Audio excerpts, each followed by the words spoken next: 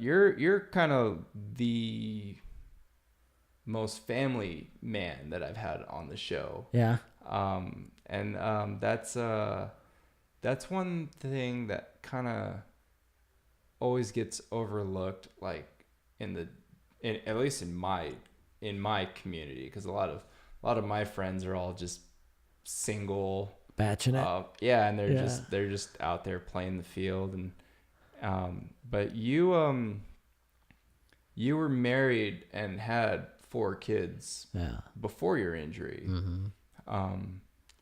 And then after the injury, what was like that what was that adjustment like to have to, manage a marriage and be a father to 4 kids? Yeah. Well, there's a lot there. I guess managing a family would start with managing the relationship with your spouse, because a family doesn't stay together if you can't manage the relationship with a spouse. So I'd done a lot of work, I think, before my accident, in the genre of self-improvement stuff.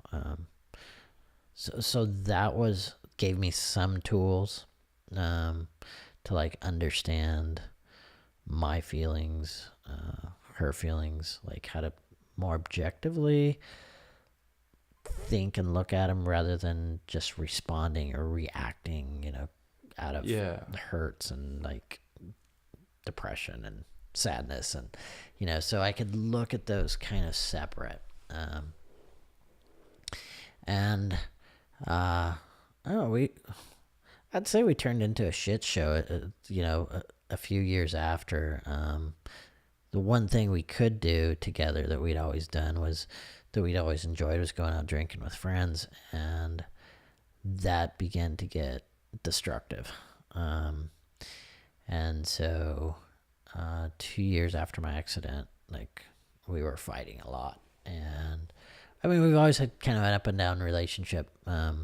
She got pregnant like right when we first started dating, and like we weren't like meant for each other, so to speak.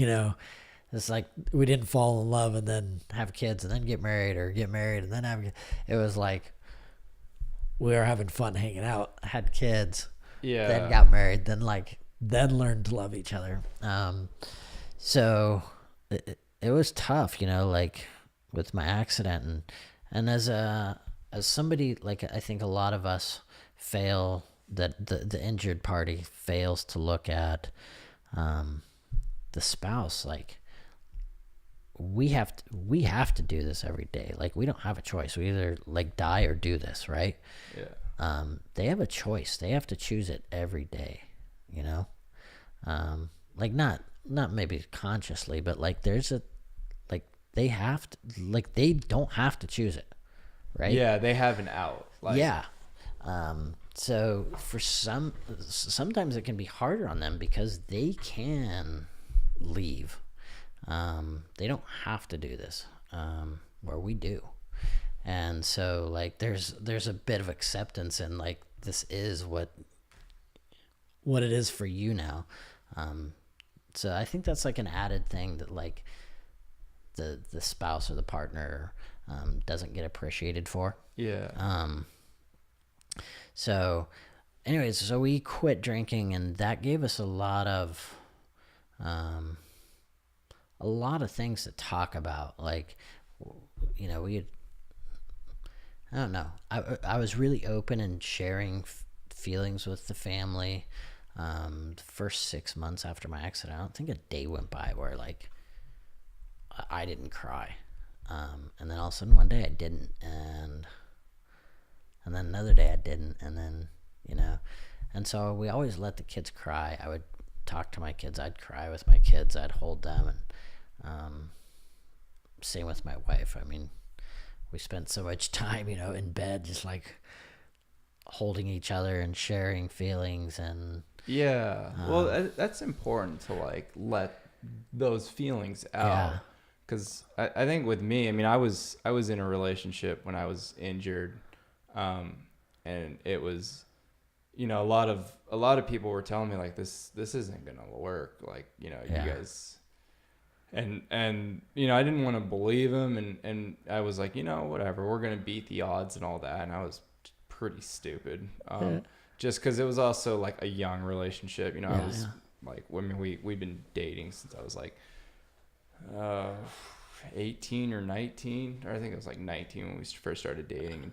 And it was one of those things, like it was kind of doomed from the beginning. And I think I was really afraid of like letting that relationship go, just because I was like, well, I'm paralyzed. Like, you know, nobody's going to want to date I better me. keep what I got. Yeah, nobody's going to want to date me now. So like, I better, you know, do everything I can to hold on to this. And it ended up being like a really destructive relationship, because it was like it got to the point where like I would do anything to keep the girl, you know, and like, you know, every time we'd go out, I'd be like, oh, here, let me, you know, she'd see like a purse or something, and, you know, it'd be like an expensive, like, you know, $400 Louis Vuitton or you know, purse, and be like, all right, let's get it, you know, I'm just you know, I'm gonna do anything to keep you around. It was one of those things that like once we you know, we actually broke it off. She was the one that broke up with me. She's just like, I can't deal with this anymore. And by this, I mean, it's, you know, just to be blunt, she just couldn't deal with the injury and everything that, you know, it entailed. And, you know, and I wasn't nearly independent like the first couple of years. And really all I wanted to do was just kind of stay home and just watch Netflix and play online poker. I wasn't really interested in going out much. But I think once we finally broke up, that was when I really started kind of making that push to, you know, find my independence. And then just, you know, kind of put myself back out there. And, I mean, I'm still working on that. I mean, I've been single for, I don't know, like 2 years now, but it's one of those things, like you kind of, sometimes you just have to lose something that you think you love to discover your own self and to grow, you know, from it. And totally. What would you say is like one of the keys to success with the relationship that you have with your wife? I would say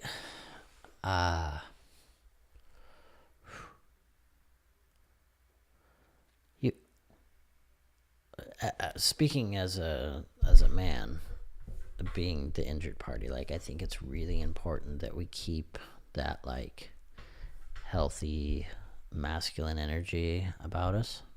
And when I say healthy, I mean, like, if you kind of picture like Mufasa or something from The Lion King, you know, like, kind of the like calm, and so I try, like, because it's not in my nature to like always be calm or you know I want to be a victim, and I, you know, like all those things that are like I don't know.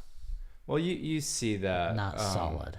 I see that quite a bit, like with some of the relationships that I've been exposed to, where it's like the guy plays and okay, like here's the example I'm going to use is you know, even like a able-bodied guy, like when they get sick, they always overplay exactly like, and they love playing kind of that victim role, and they love being like the patient. And I feel like some of the relationships that I've you know been around, like a lot of the guys will like, you know, play, you know, that victim role where it's like, you know, they like getting taken care of and being like attention, the needy one.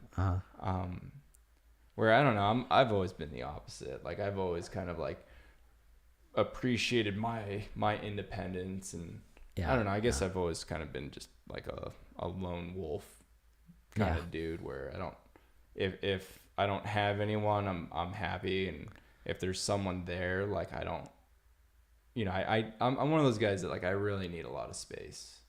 you know. And I'm not. I grew up in a family of 4, and we're all pretty close. And so, like, I can tend to, like, not need the space that my wife needs. So, like, I have to be careful about, you know, like, pulling away.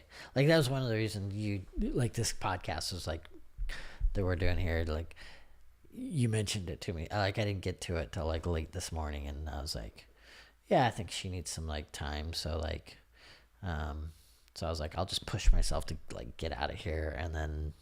Because when I leave and, like, go do, like, I don't know, just leave the house and be that man, the wolf that goes and explores or something and come back, like, her energy is, like, so much different. Like well, appreciative of, like, our situation, like, our relationship. Well, I don't think humans were designed to be around each other all the time. You know what I mean? Like, I feel like we'd be busy and try to survive, you know? Like, I feel like if that were the case, like there would just be a lot of just built up resentment. It's like every now and then it's like sometimes you just gotta leave, and then you're like you get to reflect and be like, oh, you know, like I really miss the way she whistles while she does the dishes, exactly. Or just those little things, and you go back to it and you're like, all right, you know.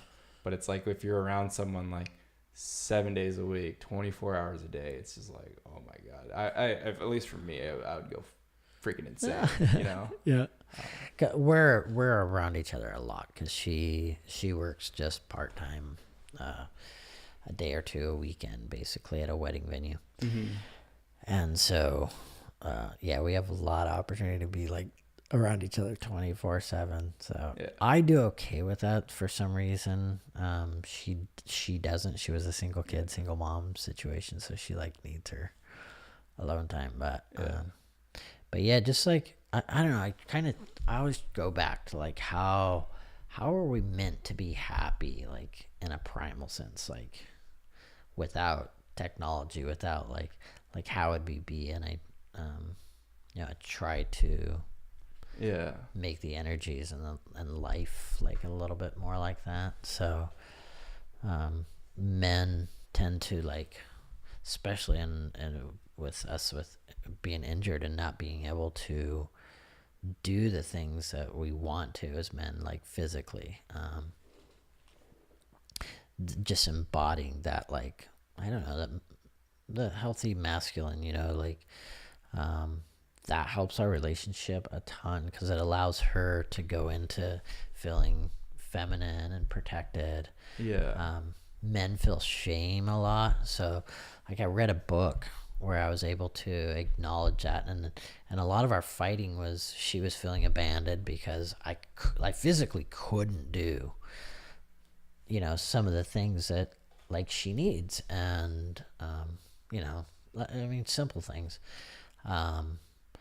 And so I was feeling a lot of shame about that and like attacking her back because I felt bad, and I didn't really realize like I was getting charged over these things, like just little things, and so we'd fight and she'd feel deprived or, you know, abandoned or whatever. So women really need to feel like protected and like valued and feminine, and we need to feel like we can protect, and we're, you know. So I try to keep that in mind, like when I feel an emotion that like wants to fight or wants to be the victim or whatever, you know, and then I try to also look at her behavior and see where she might be coming from with those like primal needs. So I think that's one of the keys to your success is like you've always been kind of like a really introspective guy, and you're always kind of like analyzing the situation and reading things before you react. Try. Well, you seem to be doing a pretty good job of it, and